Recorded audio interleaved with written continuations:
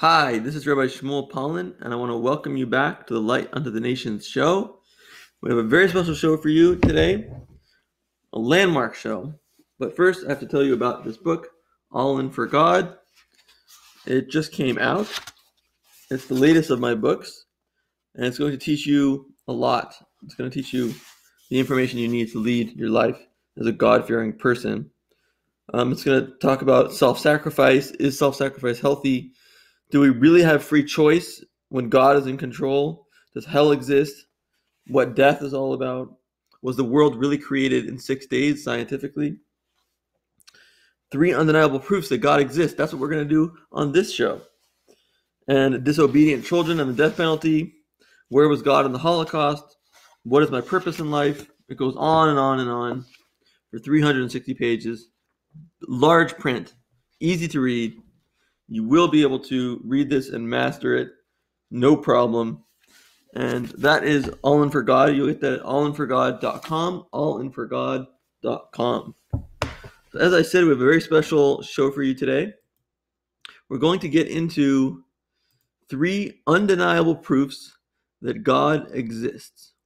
And I have spent countless hours debating with atheists and watching debates of atheists with believers. And I know all their tricks, and there's really no substance to what they have to say. It takes very little time to dismantle all their arguments, and I'm going to give you the 3 proofs that they can't handle. 3 proofs that dismantle the atheist in a debate. I'm going to put my mic here. I'm going to make sure that we're in the shot. Okay, so let's get into it. When someone tells me that they don't believe in God, I say, not yet. Because anyone who's willing to be intellectually honest can know, without a doubt, that God exists. That excludes some people. If you are willing to live with double standards, I can't prove it to you. If you are comfortable with hypocrisy, I can't prove it to you. If you are simply unwilling to ever change your views on the topic, no matter what, I can't help you. But if what you have in mind is a simple search for the truth and are willing to apply the same logic to this topic that you apply to all other aspects of your life, then and only then can I prove to you that God exists. And so for all my honest truth seekers, let's get started. I will now prove that God, i.e., a creator of all things with superhuman intelligence, so you always need definitions of your terms to have a debate. So I will now prove that God exists with common sense logic that you use on a daily basis. And all I need to prove it to you is a mess of sugar on the floor, a particle accelerator, and the principle of cause and effect. Let's examine how you use the principle of cause and effect on a daily basis.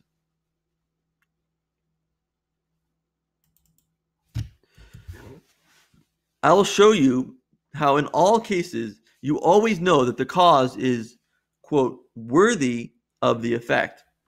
For instance, you walk home and there is a mess of sugar on the floor. That's an effect. Who or what was the cause? You can narrow it down to a few categories.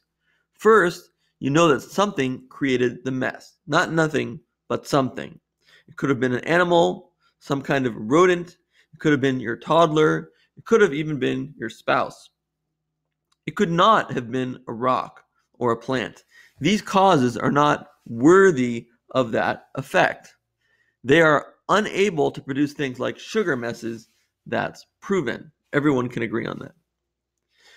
So you take a trip to a government-run laboratory, and you see in front of you a particle accelerator. A particle accelerator is a machine that uses electromagnetic fields to propel charged particles to nearly light speed and contain them in well-defined beams. That's an effect. Who or what was the cause? Once again, we must narrow it down to worthy causes. It was something, not nothing. We know that much. A rock is not a worthy cause of a particle accelerator, nor is a plant. nor is the toddler, nor is the spouse of yours, unless your spouse is an acclaimed applied physicist. The only worthy cause is something with great intelligence, one of the most intelligent people in the world. Only highly intelligent people affect particle accelerators. That's proven. Now let's ignore the particle accelerator and just focus on the particle itself. Let's focus on the atom. The atom is an effect. So what's the cause? Well, we know something created it, not nothing. We know that creating it requires far more intelligence than is required to make a particle accelerator. No scientist could create one atom even if he had 1,000 years to do it. So the following is certain and proven.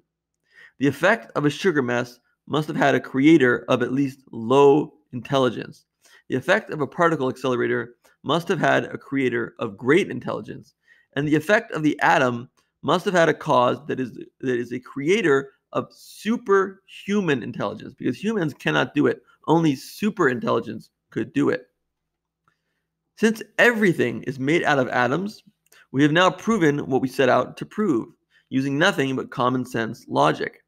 Everything was created by a creator of superintelligence, which is what most people call God. So God, superhuman, created the universe and everything in it. That's not a statement of faith. That's a statement of fact, a well-proven fact based on everything we know about this world. This proves the Big Bang Theory is not a valid explanation at all for our universe. First of all, the original stuff that banged was inanimate. Energy, matter, and gravity are not a worthy cause of super intelligent physicists or superhumanly intelligent creations like the atom. To believe a Big Bang did that is to believe a tornado can rip through a city and the wind fashions Rolls Royces for everyone. Wind is not a worthy or possible cause of a Rolls Royce, so you would never believe such a thing actually happened.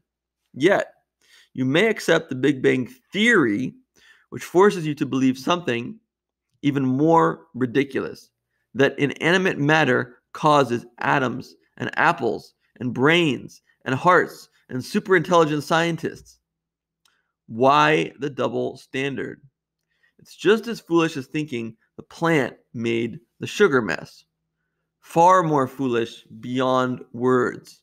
One needs no faith.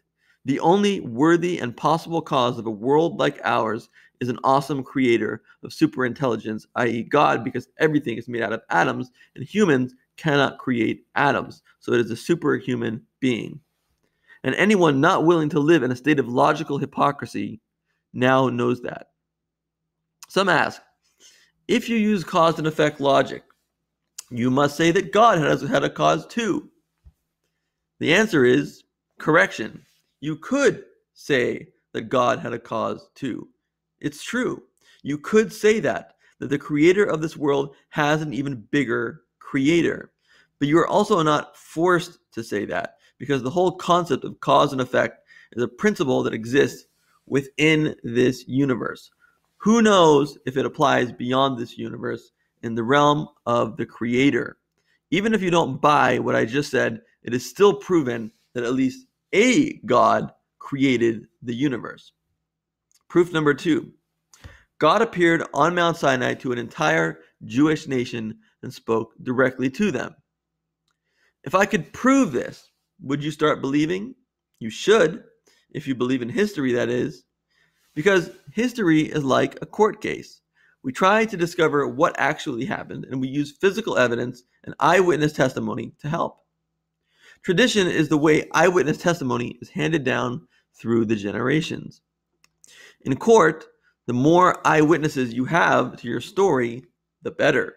But getting any two witnesses to agree on all the details is often impossible.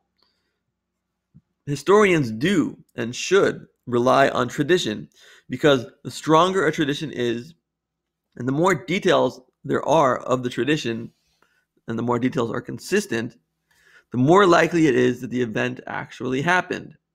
Therefore, the event in history which is the most well proven is the giving of the Bible at Sinai.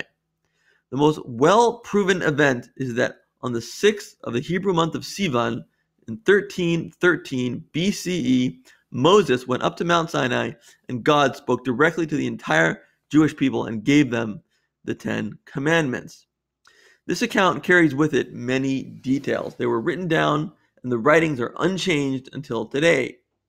This account includes the fact that God revealed himself amid thunder and lightning, spoke directly to every man, woman, and child, a very difficult proposition to get even one person to believe if it didn't actually happen. Try to convince someone that they saw something that they didn't. Try. See if you can do it. Now we have 3 million people who say they saw something. 2.5 million people, the Jews of the time. The largest audience in history, famously skeptical and quarrelsome, all believed the same event occurred with all the same details. And this testimony was transmitted to their children. And to this day, any Jew can be asked about whether their great-grandparents believed in this account, and the answer will be invariably yes, with all its details. Never in history was this account believed by less than 1 million people at all times. The same account with the same details.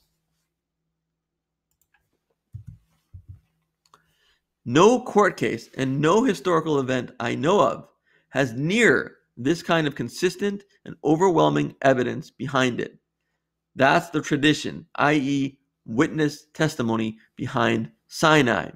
So if you believe in history, you must believe in God, because no event ever was more well proven.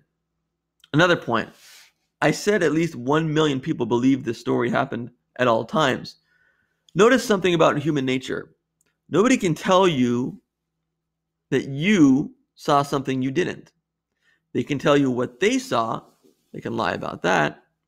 But they can never tell you what you saw. So why would anyone believe the Sinai account if it didn't actually happen? You shouldn't be able to get even one person to believe it, let alone 1 million. Proof number 3.